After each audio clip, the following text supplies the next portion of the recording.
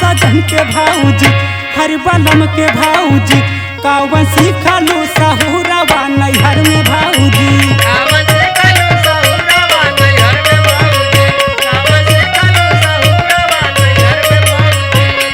रोटिया बनावत बेरी मारलू बेलनवा सजन के भाऊजी हर बलम के भाऊजी कावन सीखलू सहुरवा नैहर में भाऊजी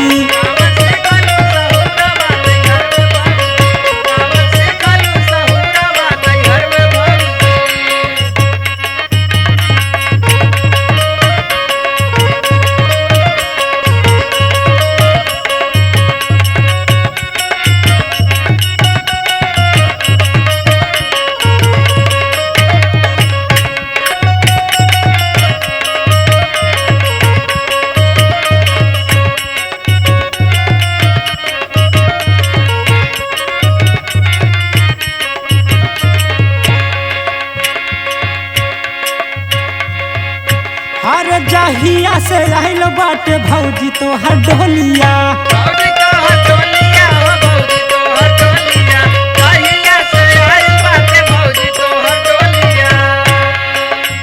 हाँ हाँ घरवा में चहले भौजी रोज लाठी डोलिया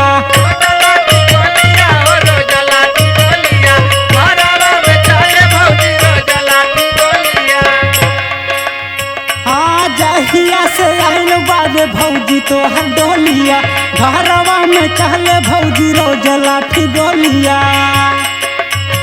अरे रही रही मारत बाड़ू घरवा में तहनवा सजन के भाऊजी अरे बलम के भाऊजी कावन सीखलू सहुरवा नैहर में भाऊजी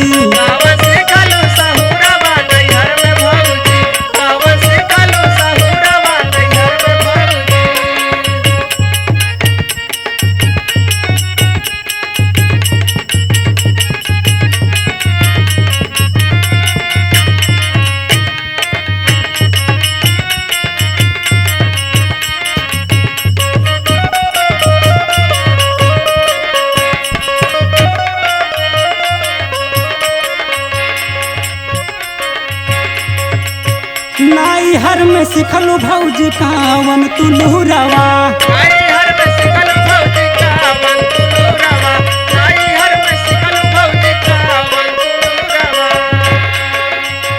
अरे बोले बाती आवे के न भइल बा सहुरवा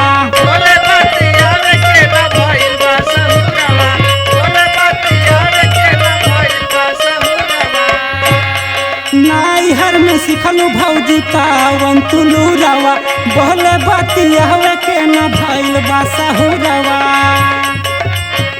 अरे रोज रोज भेजत बाड़ू सूते खारी हनवा बलम के भाऊजी हर सजन के भाऊजी कावन सिखलू सहुरवा नैहर में भाऊजी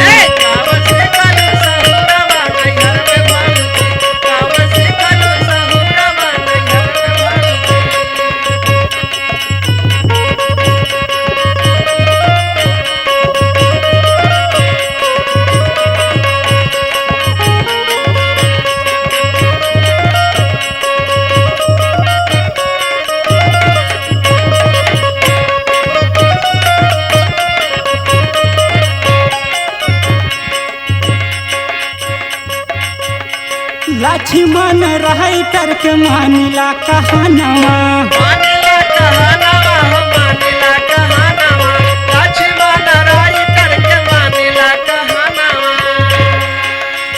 हाँ भी के बिना काहे तू सुधारिला रहनवा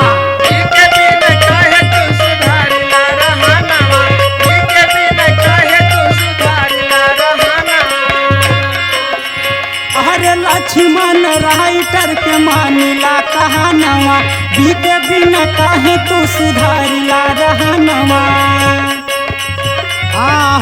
होपी करत बाड़ू घर में जरनवा बलम से भाऊजी हर सजन के भाऊजी कावन सिखलू सहुरवा नैहर में भाऊजी